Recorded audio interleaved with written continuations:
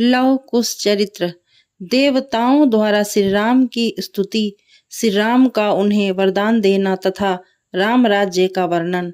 शेष जी कहते हैं, मुने, जब श्री रामचंद्र जी का राज्याभिषेक हो गया तो राक्षस राज रावण के वध से प्रसन्नचित्त हुए देवताओं ने प्रणाम करके उनका इस प्रकार स्तवन किया। देवता बोले, देवताओं की पीड़ा दूर करने वाले दशरथ नंदन श्री राम, आपकी जय हो। आपके द्वारा राक्षस राज का विनाश हुआ है। उस अद्भुत कथा का समस्त कविजन उत्कंठा पूर्वक वर्णन करेंगे। भुवनेश्वर, प्रलय काल में आप संपूर्ण लोकों की परंपरा को लीला पूर्वक ग्रस लेते हैं। प्रभु, आप जन्म और जरा आदि के दुखों से सदा मुक्त हैं। प्रबल शक्ति संपन्न परमात्मन, आपकी जय हो। आप हमारा उद्धार कीजिए, उद्धार कीजिए। धार्मिक पुरुषों के कुल रूपी समुद्र में प्रकट होने वाले अजर अमर और अच्युत परमेश्वर, आपकी जय हो। भगवान, आप देवताओं से श्रेष्ठ हैं। आपका नाम लेकर अनेकों प्राणी पवित्र हो गए। फिर जिन्होंने श्रेष्ठ द्विज वंश में जन्म ग्रहण करके उत्तम मानव शरीर को प्राप्त किया है, उनका उद्धार होना कौन बड़ी बात है। शिव और ब्रह्मा जी भी जिनको मस्तक झुकाते हैं, जो पवित्र यव आदि के चिन्हों से सुशोभित तथा मनोवांछित कामना एवं समृद्धि देने वाले हैं, उन आपके चरणों का हम निरंतर अपने हृदय में चिंतन करते रहें, यही हमारी अभिलाषा है। आप कामदेव की भी शोभा को तिरस्त करने वाली मनोहर कांति धारण करते हैं। परम पावन दयामय, यदि आप इस भूमंडल को अभयदान न दें तो देवता कैसे सुखी हो सकते हैं। नाथ, जब जब दानवी शक्तियां हमें दुख देने लगे, तब तब आप इस पृथ्वी पर अवतार ग्रहण करें। विभो, यदि आप सबसे श्रेष्ठ अपने भक्तों द्वारा पूजित अजन्मा तथा अविकारी हैं, तथापि अपनी माया का आश्रय लेकर भिन्न भिन्न रूप में प्रकट होते हैं।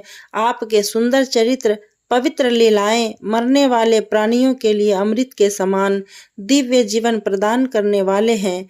उनके श्रवण मात्र से समस्त पापों का नाश हो जाता है। आपने अपनी इन लीलाओं से समस्त भूमंडल को व्याप्त कर रखा है तथा गुणों का गान करने वाले देवताओं द्वारा भी आपकी स्तुति की गई है, जो सबके आदि हैं परंतु जिनका आदि कोई नहीं है, जो अजर तरुण रूप धारण करने वाले हैं, जिनके गले में हार और मस्तक पर किरीट शोभा पाता है, जो कामदेव की भी कांति को लज्जित करने वाले हैं, साक्षात भगवान शिव जिनके चरण कमलों की सेवा में लगे रहते हैं तथा जिन्होंने अपने शत्रु रावण का बलपूर्वक वध किया है, वे श्री रघुनाथ जी सदा ही विजयी हों। ब्रह्मा आदि संपूर्ण देवताओं ने इस प्रकार स्तुति करके विनीत भाव से श्री रघुनाथ जी को बारंबार प्रणाम किया। महायशस्वी श्री रामचंद्र जी देवताओं की इस स्तुति से बहुत संतुष्ट हुए और उन्हें मस्तक झुकाकर चरणों में पड़े देख बोले। श्री राम ने कहा, देवताओं, तुम लोग मुझसे कोई ऐसा वर मांगो जो तुम्हें अत्यंत दुर्लभ हो तथा जिसे अब तक किसी देवता, दानव, यक्ष और राक्षसों ने भी नहीं प्राप्त किया हो। देवता बोले, स्वामिन, आपने हम लोगों के इस शत्रु दशरथ का जो वध किया है, उसी से हमें सब उत्तम वरदान प्राप्त हो गया। अब हम यही चाहते हैं कि जब जब कोई असुर हम लोगों को कलेश पहुंचावे, तब तब आप इसी तरह हमारे उस शत्रु का नाश किया करें। वीरवार भगवान श्री रामचंद्र जी ने बहुत अच्छा कहकर देवताओं की प्रार्थना स्वीकार की और फिर इस प्रकार कहा। श्री राम बोले, देवताओं, तुम सब लोग आदर पूर्वक मेरा वचन सुनो। तुम लोगों ने मेरे गुणों को ग्रथित करके जो यह अद्भुत स्तोत्र बनाया है, इसका जो मनुष्य प्रातः काल तथा रात्रि में एक बार प्रतिदिन पाठ करेगा, उसको कभी अपने शत्रुओं से पराजित होने का भयंकर कष्ट नहीं भोगना पड़ेगा। उसके घर में दरिद्रता का प्रवेश नहीं होगा तथा उसे रोग नहीं सताएंगे। इतना ही नहीं, इसके पाठ से मनुष्य के उल्लासपूर्ण हृदय में मेरे युगल चरणों की गाढ़ भक्ति का उदय होगा। यह कहकर नरदेव शिरोमणि श्री रघुनाथ जी चुप हो गए तथा संपूर्ण देवता अत्यंत प्रसन्न होकर अपने अपने लोक को चले गए। इधर लोकनाथ श्री रामचंद्र जी अपने विद्वान भाइयों का पिता की भांति पालन करते हुए प्रजा को अपने पुत्र के समान मानकर सबका लालन पालन करने लगे। उनके शासन काल में जगत के मनुष्यों की कभी अकाल मृत्यु नहीं होती थी। किसी के घर में रोग आदि का प्रकोप नहीं होता था।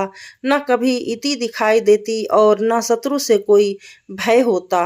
वृक्षों में सदा फल लगे रहते और पृथ्वी पर अधिक मात्रा में अनाज की उपज होती थी। स्त्रियों का जीवन पुत्र पौत्र आदि परिवार से सनाथ रहता था। उन्हें निरंतर अपने प्रियतम का संयोग जनित सुख मिलता रहने के कारण विरह का कलेश नहीं भोगना पड़ता था। सब लोग सदा श्री रघुनाथ जी के चरण कमलों की कथा सुनने के लिए उत्सुक रहते थे। उनकी वाणी कभी पराई निंदा में नहीं परिवित होती थी। उनके मन में भी कभी पाप का संकल्प नहीं होता था।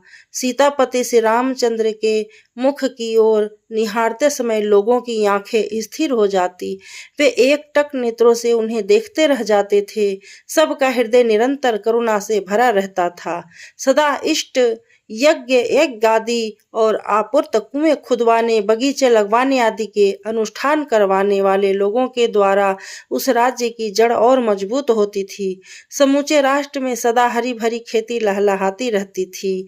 जहां सुगमता पूर्वक यात्रा की जा सके ऐसे क्षेत्रों से वह देश भरा हुआ था।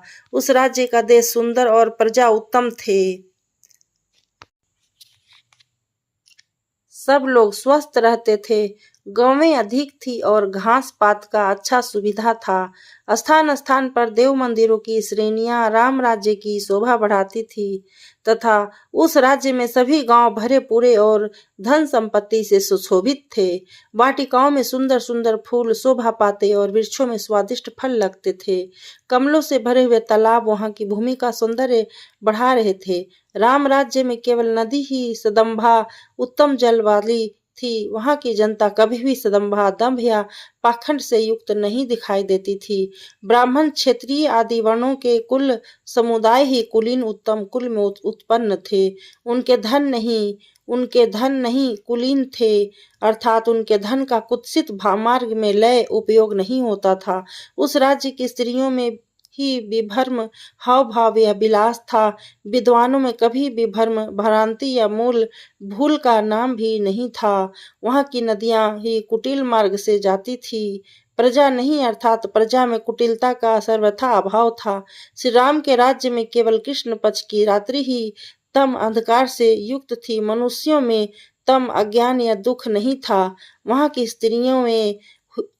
स्त्रियों में ही रज का संयोग देखा जाता था, धर्म प्रधान मनुष्यों में नहीं, अर्थात मनुष्यों में धर्म की अधिकता होने के कारण सत्व गुण का ही उद्रेक होता था, रजोगुण का नहीं। धन से वहां के मनुष्य की अनंत थे, मदांध होने से बचे थे। उनका भोजन अन्न रहित नहीं था। उस राज्य में केवल रथ ही अनय लोह रहित था। राज कर्मचारियों में अन्याय का भाव नहीं था। फरसे फावड़े चंवर तथा छात्रों में ही डंडा देखा जाता था। अन्यत्र कहीं भी क्रोध या बंधन जनित दंड देखने में नहीं आता था। जलों में ही जड़ता या जलाव की बात सुनी जाती थी, मनुष्यों में नहीं। स्त्री के मध्य भाग कटी में ही दुर्बलता पतलापन थी, अन्यत्र नहीं। वहां औषधियों में ही कूट या कूठ नामक दवा का योग देखा जाता था।